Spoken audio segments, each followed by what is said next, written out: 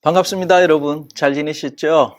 예, 이제 시간이라는 것이 참 빠릅니다. 이제 5월도 지나가는, 또 6월도 곧 오는 그런 시간들인 것 같습니다. 오늘 이어서 우리는 7-8장 함께 하려고 합니다. 이번 8챕터에서 제목은 내가 신이다 라고 한 이유라는 제목입니다. 왜 예수님은 자기를 신이라 했을까? 톨스토이가 생각하는 부분을 보려고 하는데, 우리 함께 읽고 있는 책 232쪽에서 235쪽의 이야기고요. 요한복음 10장의 이야기가 지난번에 이어서 나옵니다.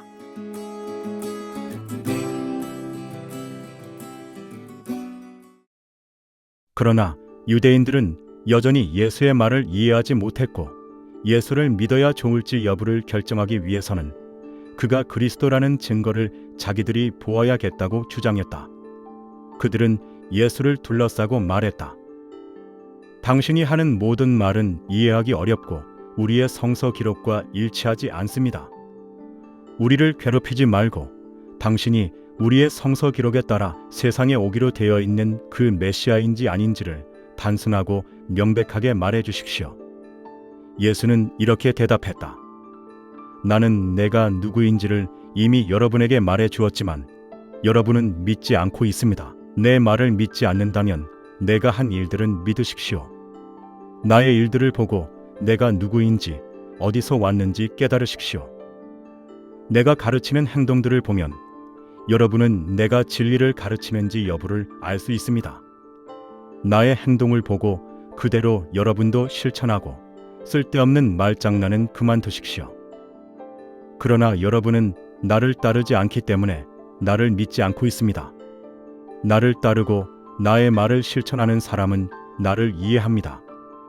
그리고 나의 가르침을 이해하고 그것을 실천하는 사람은 참된 생명을 받습니다. 나의 아버지는 그들을 나와 하나로 결합시켰고 아무도 우리를 분리시킬 수 없습니다.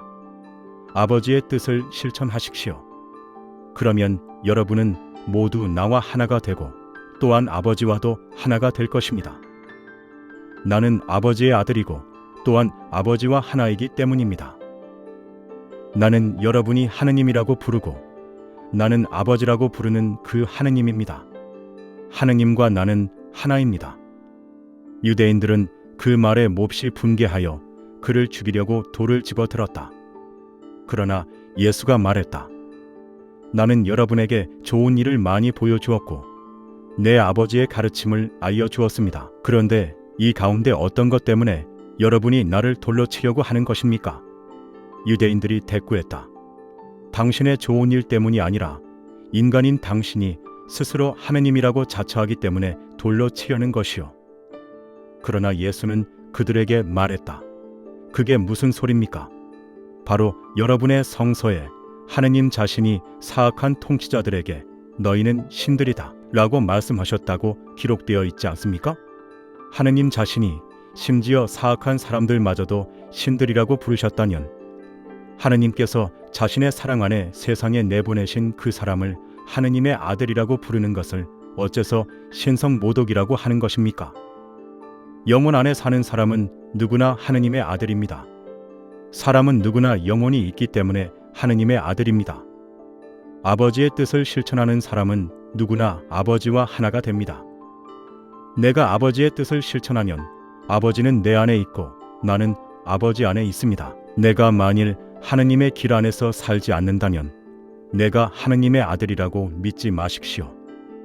그러나 내가 하느님의 길을 따라 산다면 내가 아버지 안에 있다는 것을 나의 삶을 보고 믿으십시오. 그러면 여러분은 내가 아버지 안에 있고 아버지가 내 안에 있다는 것을 이해할 것입니다. 이윽고 유대인들이 논쟁을 시작했다. 어떤 사람들은 예수가 귀신 들렸다고 말했고 또 어떤 사람들은 귀신 들린 사람은 다른 사람들을 깨우칠 수가 없다고 말했다. 그들은 예수를 어떻게 처리해야 할지 몰랐다. 그래서 그를 단죄할 수가 없었다. 오늘은 좀 마음 아픈 이야기로 시작할 수밖에 없겠네요. 예수님께서 돌 맞아 죽을 뻔한 순간이 있는 거 아시죠, 여러분? 성경에서. 예. 군중들이 막 돌을 집어들고는 예수님을 향해서 치려고 합니다. 왜냐하면 한 인간이 감히 창조주와 자신을 동일시했다는 이유 때문에 그렇습니다. 그런데 톨스토이는 그 부분을 이렇게 말합니다. 그 발언은 신성모독이 아니었습니다. 그것은 인류를 향한 가장 위대한 해방의 선언이었습니다. 라고 해석합니다. 한번 상상해 볼까요? 유대인들이 예수님을 둘러쌌습니다. 그리고 막 따져 묻습니다. 오늘 책 232쪽에 이렇게 나옵니다. 당신이 하는 모든 말은 이해하기가 어렵고 우리의 성서 기록과 일치하지 않아요. 당신이 우리의 성서에 따라 오기로 되어 있는 그 메시아인지 아닌지를 단순하고 명백하게 말해 주십시오. 라고. 여러분, 이렇게 들으면 얼핏 보면 합리적인 요청이고 요구 같습니다. 증거가 필요하다 이거죠.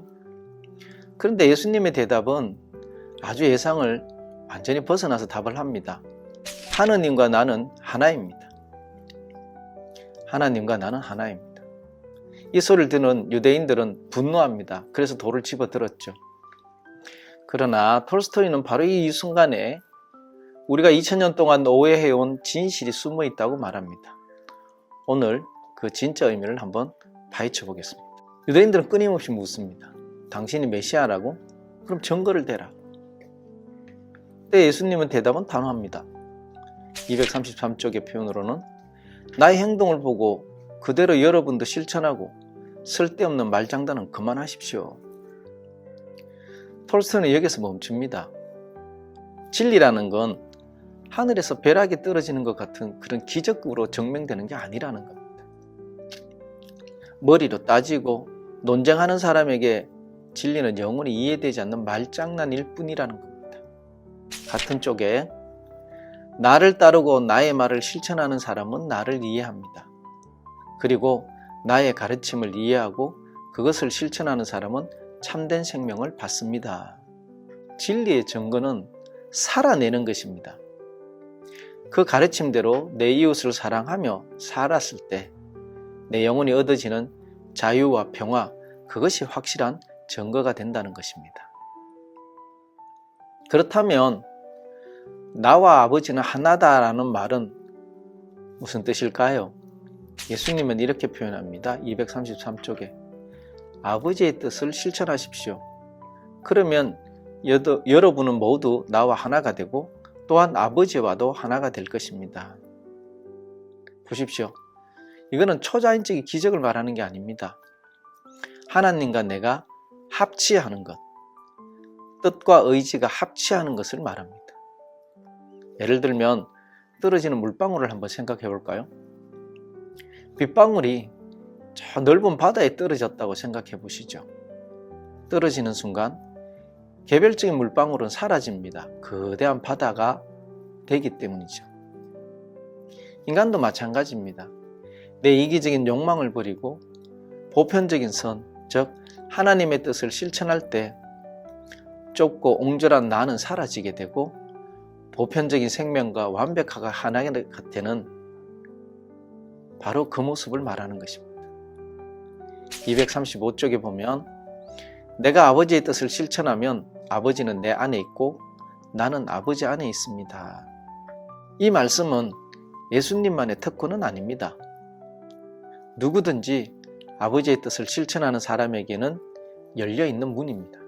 유대인들이 돌을 던지려고 하자 예수님은 그들의 논리를 정면으로 반박하며 박살내버립니다.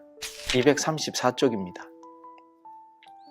바로 여러분의 성서에 하나님 자신이 사악한 통치자들에게 너희는 신들이다 라고 말씀하셨다고 기록되어 있지 않습니까? 영혼 안에 사는 사람은 누구나 하나님의 아들입니다. 사람은 누구나 영혼이 있기 때문에 하나님의 아들입니다. 우리 보고 말한 겁니다. 우리 안에 하나님의 영이 있으면 모두가 하나님의 아들이라는 아주 간단한 진리를 말씀하신 것이죠. 톨스토이는 바로 이 대목에서 핵심을 발견했습니다. 예수님은 자기 혼자만 특별한 신이라고 주장하는 게 아닙니다. 오히려 이렇게 선포하신 것이죠. 우리 모두 인간의 내면에 있는 신성이 깃들어 있다. 다시 말하면 우리 모든 인간 안에는 하나님의 그 영이 깃들어 있다는 말입니다. 예수님은 숭배받기 위해서 오신 게 아닙니다. 우리 모두가 도달할 수 있는 참된 인간의 완벽한 모델을 몸소 보여주신 것입니다. 그래서 235쪽에 보면 내가 만일 하나님의 길 안에서 살지 않는다면 내가 하나님의 아들이라고 믿지 마십시오. 그러나 내가 하나님의 길 따라 산다면 나의 삶을 보고 믿으십시오. 말이 아니라 삶으로 증명하라는 것입니다. 바로 이 이야기를 톨스토이는 평생 붙잡고 기준으로 삼았습니다. 자, 이 장면을 다시 한번 생각해 볼까요? 유대인들이 지금 돌을 손에 쥐고 있습니다. 그들은 왜 이렇게 불안하고 분노할까요? 그것은 진리와 하나 되지 못했기 때문입니다. 진리와 하나 되지 못했으니 늘 불안하고 늘 증거를 찾아 헤매야 하고 자신과 다른 것들 앞에서는 돌을 집어드는 것입니다. 반면 예수님은 지금 당장 돌에 맞아 죽을 수 있는 상황임에도 불구하고 눈 하나 깜짝이지 않습니다. 왜 그럴까요? 233쪽에 보면 나의 가르침을 이해하고 그것을 실천하는 사람은 참된 생명을 받습니다. 나의 아버지는 그들을 나와 하나로 결합시켰고 아무도 우리를 분리시킬 수 없습니다. 그렇습니다. 내 안에 영혼이 영원한 생명의 원천과 연결되어 있음을 이미 알고 깨닫고 있는 사람에게 세상이 아무리 비난을 던지고 죽음의 공포가 다가오더라도 세상이 던지는 비난도 죽음의 공포도 아무런 힘을 쓰지 못합니다. 여러분, 오늘도 우리 이 질문 앞에 한번 나를 세워볼까요? 나는 지금 불안에 떨며 돌멩이를 쥐고 있는가? 아니면 진리와 하나 되어 당당하게 서 있는가? 내 안의 신성을 깨닫는 것, 그것은 거창한 종교적 사건이 아닙니다. 오늘 단 하나의 작은 실천, 내 이기심보다 옆 사람을 먼저 선택하는 그 순간 우리는 이미 아버지와 하나가 되는 것입니다. 오늘도 함께 해주셔서 감사합니다.